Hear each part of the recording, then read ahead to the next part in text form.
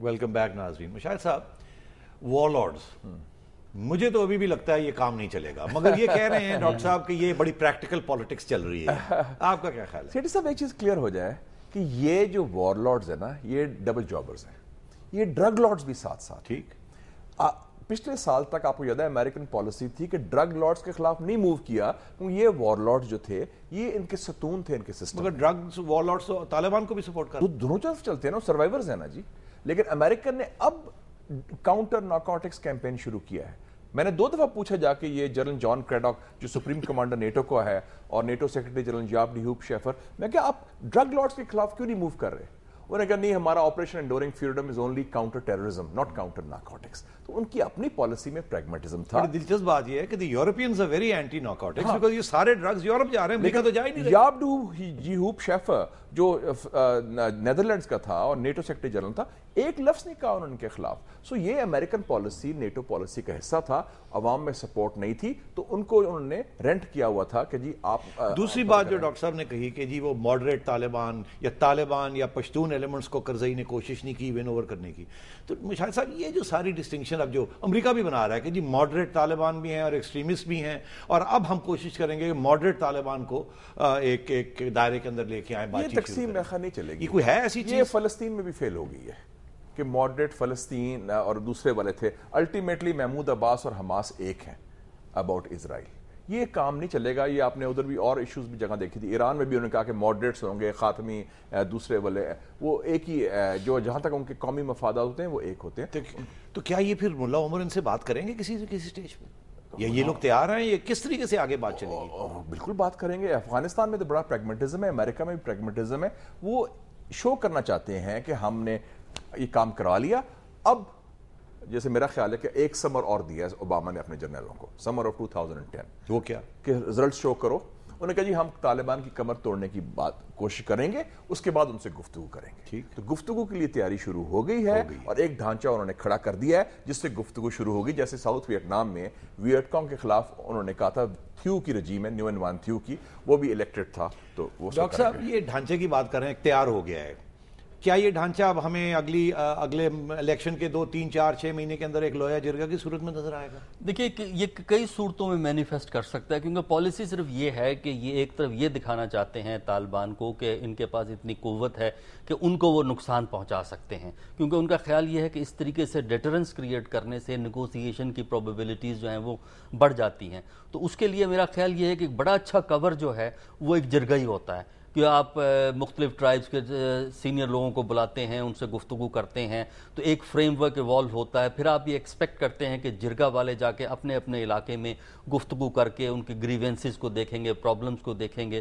تو اس طریقے سے جرگہ کے ذریعے ایک انڈائریکٹ نیٹ ورک کریٹ کرنے کی کوشش کرے گی افغانستان کی حکومت, اور امریکہ ڈائریکٹلی اس میں انوالو نہیں ہوگا. امریکہ ان کو پشت پناہی کرتا رہے گا کہ حامد کرزئی کو کہ نیگوسیٹ کرو, کیونکہ جیسا بھی مشاہد صاحب نے کہا, میں نے بھی پہلے بات کہی کہ 2010 میں ان کی خواہش یہ ہے کہ صورتحال مینیجبل ہو جائے, اور اس کے بعد ایک لانگ ٹرم 2-3 سال کا وہ پلان دیں گے جس میں امریکن فورسز کو یہاں سے وہ وڈرا کریں گے. 2010 کا مطلب یہ ہوا کہ اگلے سال کنگریشنل الیکشنز ہیں امریکہ میں, اس سے پہلے اوباما کو ریزلٹس دکھانا چاہتے ہیں. اس سے پہلے یہ دکھانا چاہتے ہیں کہ پہلے سال میں ہماری سکسیس ہے, اور کانگریشنل جب الیکشن ہوتے ہیں اس سے 2-3 مہینے پہلے وہ اس قسم کی چیز دکھائیں گے کہ دیکھیے ہم میں کامیاب ہو گئے اور ہم وڈرال کی طرف جا رہے ہیں. اس کے لیے ضرورت ہے کارزائی کی حکومت یا جس کی بھی حکومت ہے اسٹرانگ ہو, نیگوسیشن پروسیس ہو. دوسری طرف یہ ہے کہ طالبان کا سیٹ بیک بھی ہو کچھ علاقوں کے اندر. مشاہد صاحب, what is the major difference Pakistan کی اسٹریٹجی 2004 میں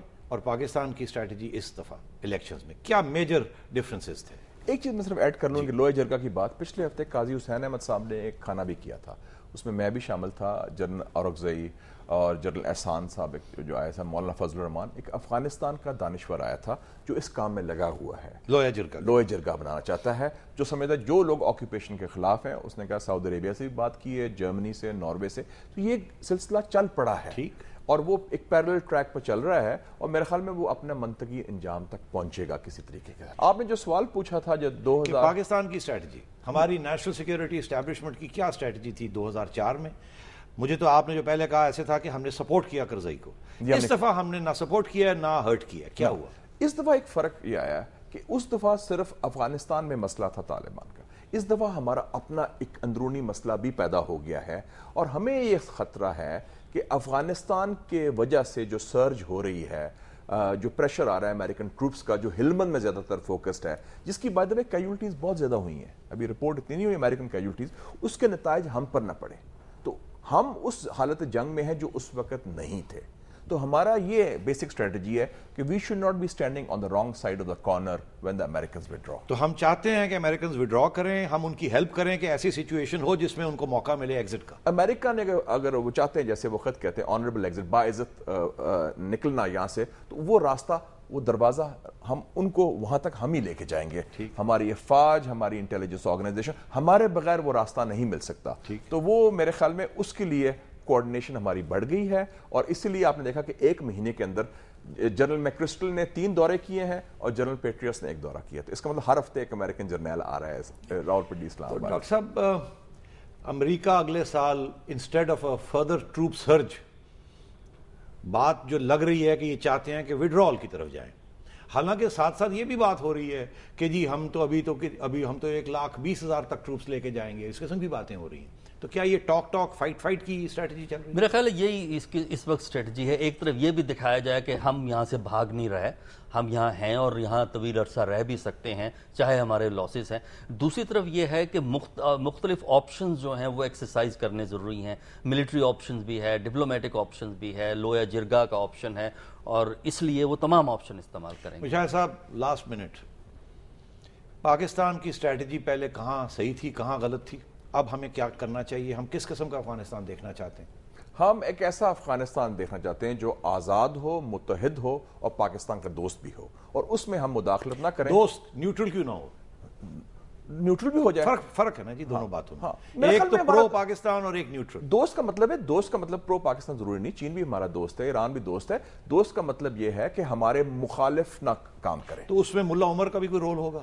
میرے خیال میں ڈیفینیٹلی ہوگا. اور کرزئی صاحب کا بھی رول ہوگا. کرزئی صاحب کا بھی رول ہوگا. ایک گرینڈ یونائٹڈ فرنٹ بننا پڑے گا، اور گورنمنٹ آف نیشنل یونٹی ہوگی، جس میں میرے خیال میں جو اس وقت کینڈیڈیٹس ہیں، ڈاکٹر عبداللہ بھی شامل ہوں گے. افغانستان میں بڑی کیپیسٹی ہے یونٹی کی اور اکٹھا کرنے کی. اور اس کا مطلب ہے امریکنوں نے بھی بہت حماقتیں کی، ہم نے بھی بڑی حماقتیں کی. اب ہمارے انٹرسٹ بھی دیکھنے پڑیں گے امریکہ کو، اور ہمیں بھی دیکھنا پڑے گا کہ امریکہ کو کیسے ایگزٹ. شکر ہے کہ امریکنوں نے ہم سے زیادہ تھوڑی سی حماقتیں کی ہیں.